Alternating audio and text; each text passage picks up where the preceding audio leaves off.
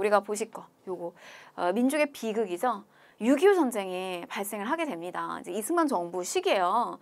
이승만 정부 시기 때 이렇게 전쟁을 맞이했는데 이렇게 전쟁을 맞이했을 때 리더가 누구냐. 이런 끔찍한 일이 있었을 때 리더는 당시에 이제 이승만이었는데 뭐 여러 가지 이제 정치적인 일들도 많이 있었고 당시에 우선 상황은요. 우리가 지금 북한하고 남한이 이제 대치되어 있었고 우리는 통일을 해야 된다라고 하는 게 이제 양쪽 다 입장이 있었습니다. 반드시 통일을 해야 되는데 그 방법에 있어서는 무조건 무력 통일이다라고 하는 분위기가 양쪽 다 있었어요. 근데 당시에 북한에서는 미리 준비를 다 하고 있었다. 북한은 소련하고 미리 군사 비밀 협정을 체결해서 무기 지원을 다 약속받고 있었던 상태였어요. 근데 이제 그런 상태에서 남한의 상황이 어떻게 돌아갔냐면 주한미군이 이제 철수를 하게 됩니다. 당시 이제 극동 방위선, 에치슨 선언. 저 당시에 미 국무장관이었던 에치슨이 그 당시 이제 극동 방위선을 우리나라 한반도가 있으면 한반도와 이렇게 이제 타이안, 요 아래 타이안이 있으면 이 극동 방위선이 이렇게 뒤로 빠지는 형국이었어요. 그래서 이 방위선이 보호선이 뒤로 빠지면서 우리나라 남한이 이 보호선에서 빠지고 타이완이 빠지게 되는 이런 형국으로 돌아가게 됩니다. 이게 이제 에치슨 선언인데 바로 이제 요게 북한의 입장에서는 너무너무 기회인 거예요. 우리를 침입해서 침범해서 들어오기 좋은 그런 기회가 됩니다.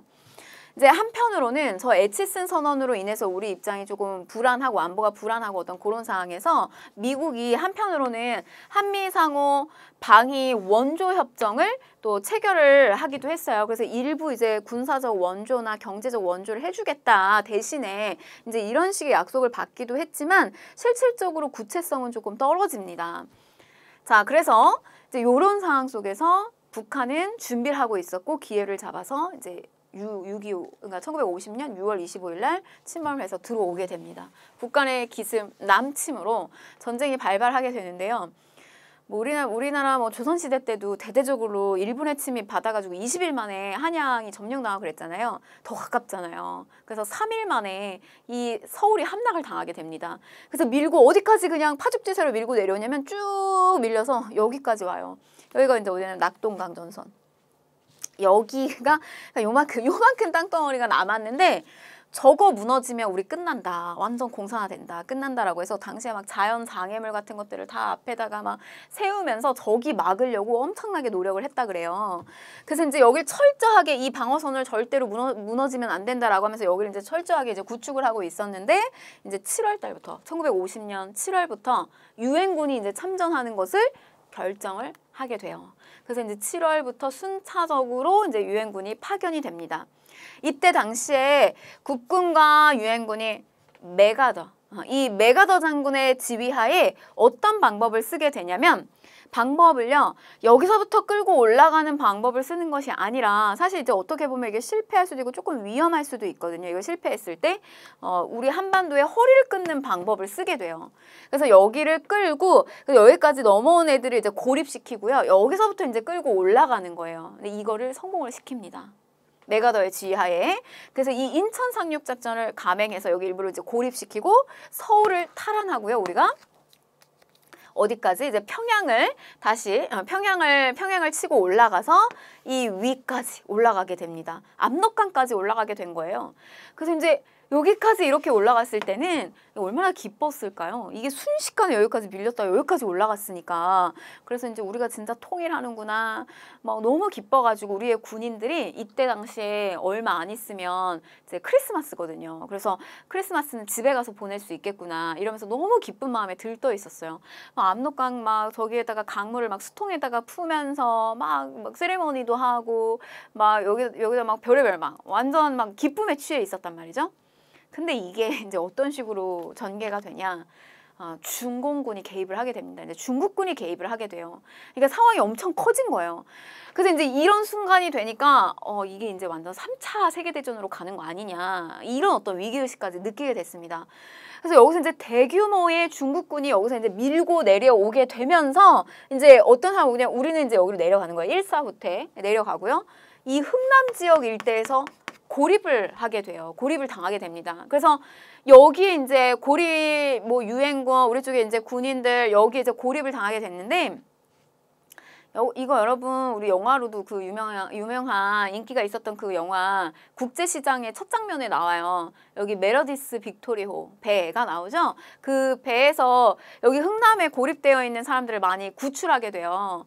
근데 그때 당시에 이제 그 메러디스 빅토리호는 원래는 화물선이에요. 이 목적이. 그러니까 당시에 여기서 사람을 실을 수 있는 건 한 60여 명밖에 실을 수가 없는 화물선인데 이미 거기에 이제 선원들이 다 차 있기 때문에 실질적으로 사람을 태울 수 있는 거는 뭐 한 10여 명 정도? 요 정도만 가까스로 태울 수가 있었어요. 근데 당시에 이제 여기에 있는 막 너무 이제 고립되어 있는 많은 사람들이 있고 막 여기서 이제 자기들 도와달라 이렇게 요청을 하니까 당시 선장이 굉장히 큰 결심을 해요. 거기에 있는 물건을 화물을 다 갖다 내려놓고 사람들을 실습니다. 그래서 만여 명이 넘는 사람들을 여기다가 태워요. 그래서 이제 태우고 어디를 가게 되냐면 이제 부산 일대까지 이렇게 가는 거예요. 뭐 엄청나게 뭐 60여 명을 태울 수 있고 물론 화물선을 버리긴 했지만 만여 명이 넘는 사람이 여기에 가득가득 차는데 그게 얼마나 뭐 여러 가지 식량도 많이 부족했을 테고 위생적으로도 문제가 많았을 테고요. 그래서 이제 가까스로 가는데 사람이 한 명도 죽지 않고요. 부산에서 처음에 이제 여기다가 이제 놓으려고 했는데 사람들 놓으려는데 여기 너무 피난민이 많은 거예요. 그래서 여기서 입항을 거절당해요. 그래서 이제 어디로 가냐면 거제까지 내려가게 됩니다. 그래서 거제에 내리게 되는데 이제 여기서 오는 동안 뭐 사람 한 명도 죽지 않고 새 생명이 5명이나 태어나요. 완전 뭐 크리스마스 기적이죠. 근데 이런 일들이 이제 벌어지게 됩니다. 그래서 다시 우리는 이제 밀리게 되고요. 그러면서 일사후퇴 겪게 되고 서울 다시 이제 우리가 이제 밀렸다가 여기에서 이제 그 고지전 왔다 갔다 아주 길고 지루한 그런 이제 싸움이 벌어지게 됩니다. 국군과 유엔군이 총공세를 단행해서 서울을 재탈환하고 38도선 부근까지 진격을 했으나 전쟁이 교착 상태에 빠진다. 계속 왔다 갔다. 그래서 우리 땅이 됐다 저쪽 땅이 됐다 이게 계속 왔다 갔다 되는 거예요. 자, 그래서 이제 이게 1951년 7월 달에 전쟁이 너무 이제 지나치게 계속 지속이 되니까 소련 쪽의 제의로 정전회담이 시작이 됩니다. 51년 7월에 시작이 돼요. 그러니까 50년 6월 달에 6.25 전쟁이 시작되고 이게 51년 7월 달에 정전회담이 시작이 되는데 그러니까 실질적으로 정말 전면전을 치른 건 1년밖에 안 되는데요. 여러분 이 회담이 너무 길고 지루하게 이어져요. 그래서 이 회담이 결국 종결되고 협의를 보게 되는 것이 53년 7월이 됩니다. 근데 이때 이렇게 회담이 열리는 동안에요.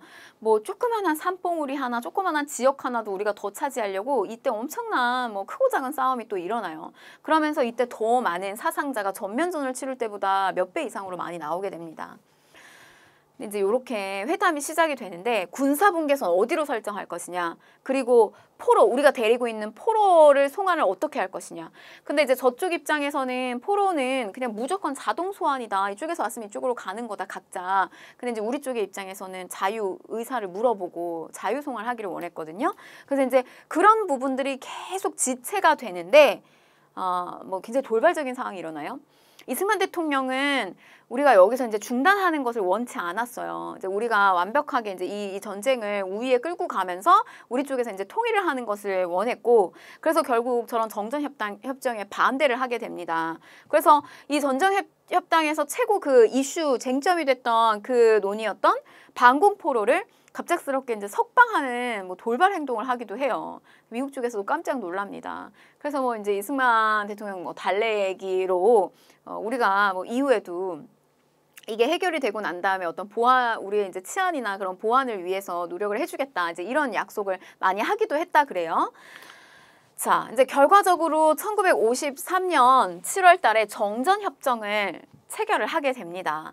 그래서 판문점에서 유엔군하고 그다음에 이제 조선인민군 최고사령관 북한 측하고 저렇게 이제 협의를 봐요. 저기 이승만 사인은 참고로 없었어요. 그래서 이런 식의 이제 협정이 체결이 됐고 또 군사 분계선을 확정하고 양쪽에 군사 분계선이 있는 거거든요. 그래서 저쪽에 군사 분계선부터 약 2km, 우리 쪽에 군사 분계선부터 약 2km. 그러면 여기 이제 중간에 무장 해제가 되어 있는 비무장지대가 4km 정도가 놓여져 있는 거예요. 여기 사람들의 발길이 닿지 않잖아요. 그러니까 뭐 이런 데서 막 이렇게 노출되어 있는 곳에 없는 그런 아주 특이한 그런 이제 동식물 같은 것들이 여기에는 이제 많이 살고 있죠. 생태계 보고라고도 이야기하죠. 비무장지대.